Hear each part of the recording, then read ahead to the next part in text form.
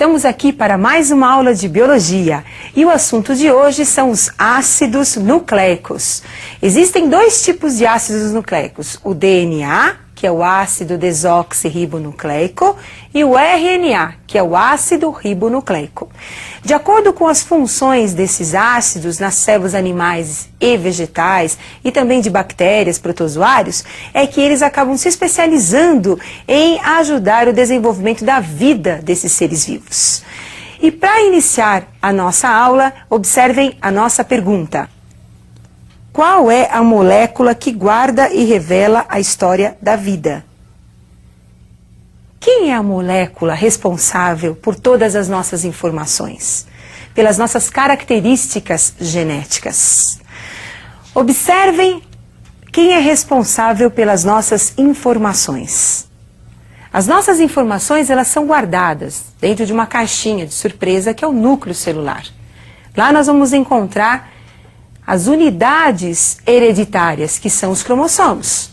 A célula humana, ela apresenta 46 cromossomos. Temos agora um detalhe da estrutura do cromossomo. A fita do cromossomo.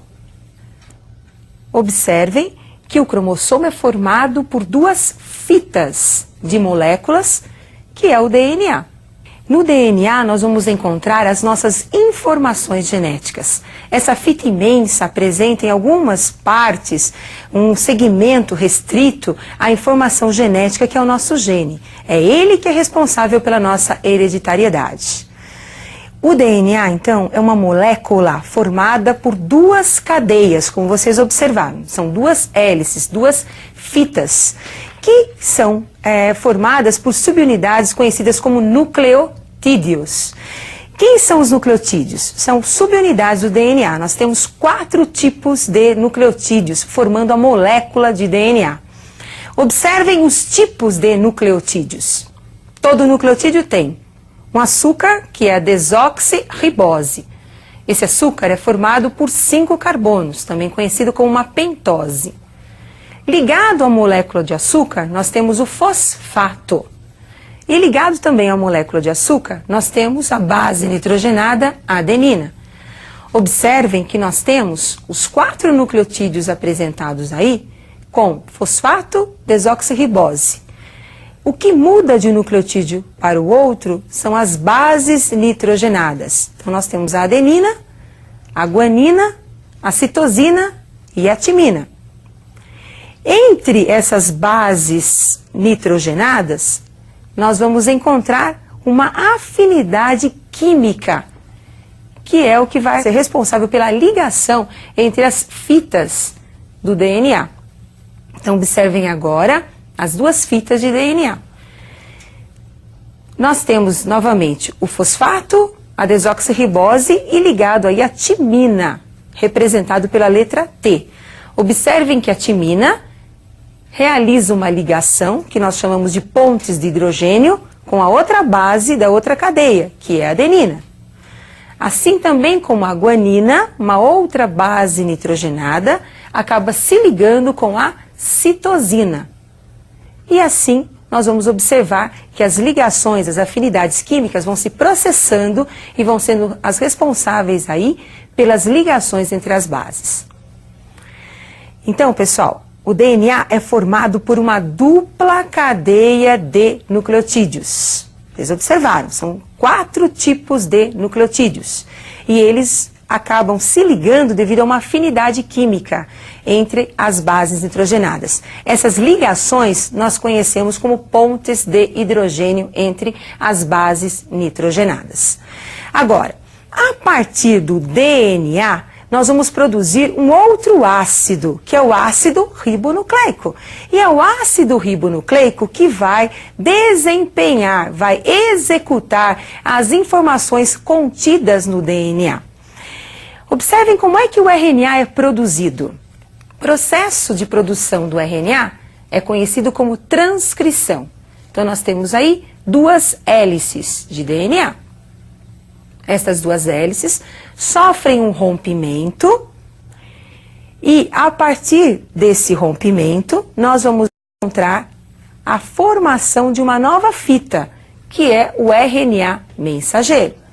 Essa nova fita formada é devido à presença de uma enzima chamada de RNA polimerase, que vai ser responsável pela organização dos nucleotídeos do RNA.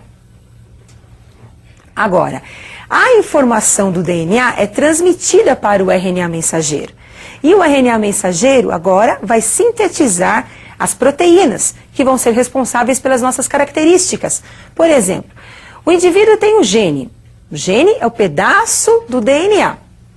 Ele produz o RNA mensageiro. Nesse gene, nós vamos encontrar a informação para a produção, por exemplo, da pigmentação dos olhos. O RNA mensageiro vai produzir a proteína que vai ser responsável pela pigmentação dos olhos do indivíduo. No nosso caso, na espécie humana. Agora, nós temos apenas o RNA mensageiro? Não. A partir do DNA, nós poderemos formar 3 tipos de RNAs. O RNA mensageiro, como nós escrevemos, o RNA ribossômico, que vai formar os ribossomos, onde ocorrerá a síntese de proteínas, e o RNA transportador, que vai transportar os aminoácidos até os ribossomos para ser formada a proteína, que vai ser responsável pela nossa característica, pelo nosso caráter. Muito bem. Agora, observem que todo esse material genético, todo o DNA da célula tem que ser o mesmo para todas as células. Então, para que não seja perdida nenhuma informação, o que é necessário? Que essa informação do DNA passe por um processo de duplicação. Esse processo nós chamamos de replicação. E eu gostaria que você acompanhasse a replicação do DNA. Nós temos 2 fitas de DNA. Percebam que ocorre uma separação entre essas fitas. A molécula mãe separou-se em 2 moléculas filhas.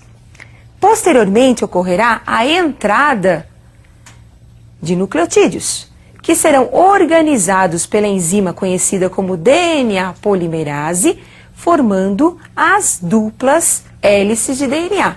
Então temos aí agora 2 moléculas de DNA. Observaram? Então tínhamos uma molécula de DNA que passou por um processo conhecido como replicação.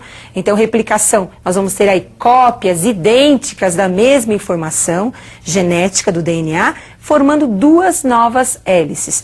Só que cada nova hélice, ela apresenta metade da molécula mãe e metade de uma molécula filha, que foi produzida pela entrada de novos nucleotídeos, que foram ingeridos pela nossa nutrição.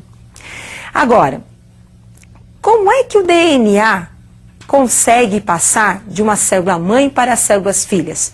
Através de um processo de divisão celular, que é conhecido como a mitose ou divisão celular. Muito bem. Agora eu gostaria que vocês acompanhassem algumas diferenças importantes entre DNA e o RNA. Então, DNA apresenta uma cadeia dupla de nucleotídeos, enquanto o RNA nós vamos encontrar uma cadeia simples de nucleotídeos. No DNA, o açúcar é a desoxirribose, enquanto que no RNA o açúcar é a ribose. As bases nitrogenadas do DNA são a adenina, timina, citosina e guanina. Enquanto que no RNA, no lugar da timina, nós temos aí uma base nova, a uracila. Então a adenina, ela passa por um processo de ligação com a uracila no RNA e a citosina com a guanina. E isso você não pode esquecer. O DNA é formado por uma dupla cadeia de nucleotídeos e nós temos a presença da base nitrogenada timina, enquanto que o RNA é formado por uma cadeia simples de nucleotídeos, onde nós vamos encontrar uma base importante que é a uracila. É o que vai diferenciar o DNA do RNA. Como essas bases elas são complementares, normalmente a mesma quantidade de adenina nós vamos encontrar de timina, porque nós temos elas se complementando.